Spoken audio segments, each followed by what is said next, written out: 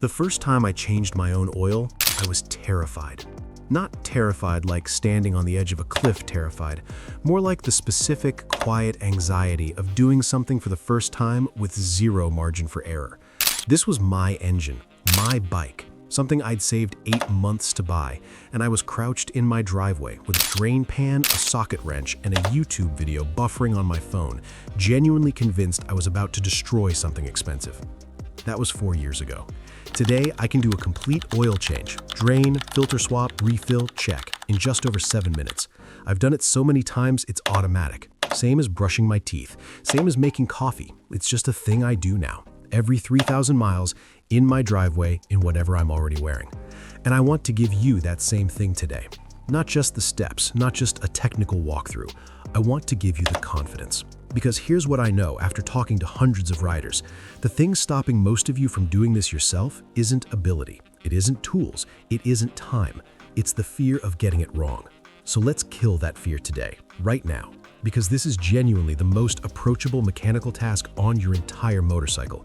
And once you've done it once, you will never, not once in your life, pay a shop $80 to do it for you again.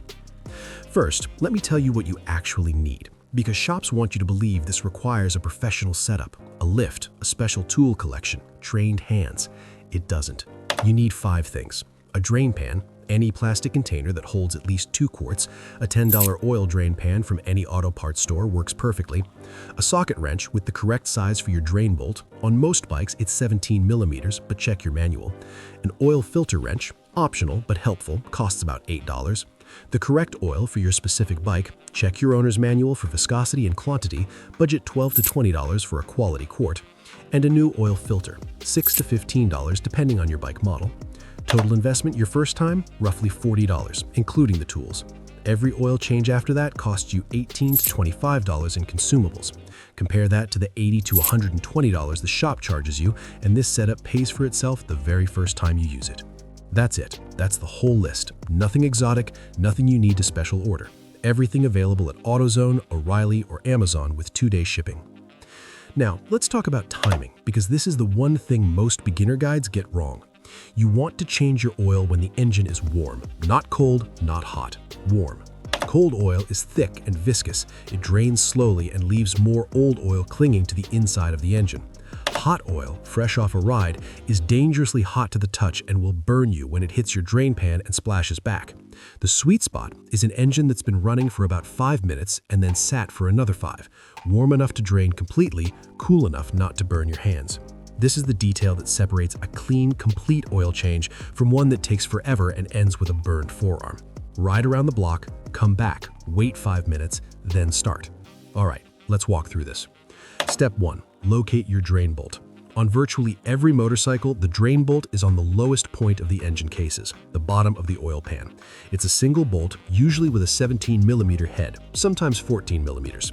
Your service manual will confirm the exact location and size. Position your drain pan directly underneath it before you touch anything. This sounds obvious. It is not obvious the first time. I've heard from riders who positioned the pan slightly off-center, pulled the bolt, and watched $20 worth of oil miss the pan entirely and go straight onto their garage floor. Position the pan, then loosen the bolt. Loosen counterclockwise. When it's almost out, slow down. Use your fingers for the last few turns. The moment that bolt breaks free, old oil starts moving. Be ready. Keep your hand under the bolt so it falls into the pan instead of disappearing into a pool of hot oil. Let it drain completely. On most bikes, this takes 3 to 5 minutes. You'll go from a strong stream to a slow drip to nothing. Don't rush this part. Every bit of old oil you leave in the engine is contamination mixing with your fresh oil. Step 2. Remove the oil filter. While the oil is draining, move to the filter. On most motorcycles, it's a cylindrical screw-on filter, either on the side or front of the engine cases. This is where the oil filter wrench earns its $8 price tag. Filters are tightened by the factory and can be stubborn. Attach the wrench, turn counterclockwise, and keep that drain pan nearby because the filter holds oil too.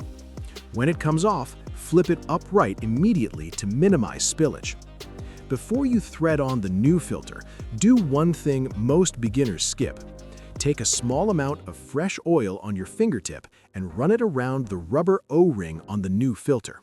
This ensures a proper seal and makes the filter easier to remove next time. Thread it on by hand until the O-ring contacts the engine surface. Then tighten it an additional 3/4 turn by hand.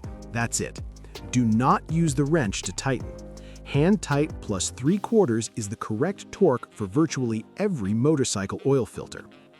Over-tightening an oil filter is one of the most common beginner mistakes. It deforms the O-ring, causes leaks, and makes the next removal genuinely difficult.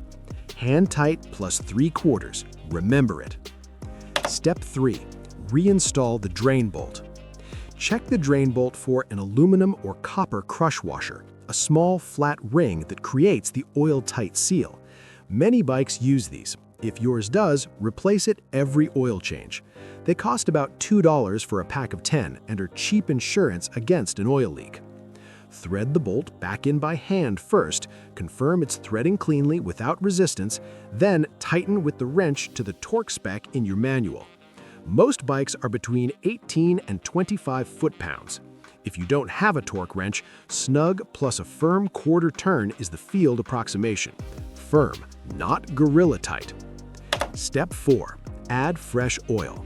Find your oil fill cap, typically on top of the engine, marked with an oil can symbol. Remove it. Using a small funnel to avoid spills, pour in the quantity your manual specifies. Most single-cylinder bikes take between 1.2 and 1.8 quarts.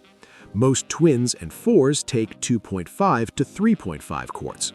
Pour in about 90% of the specified amount first, then check your sight glass or dipstick before adding the remainder.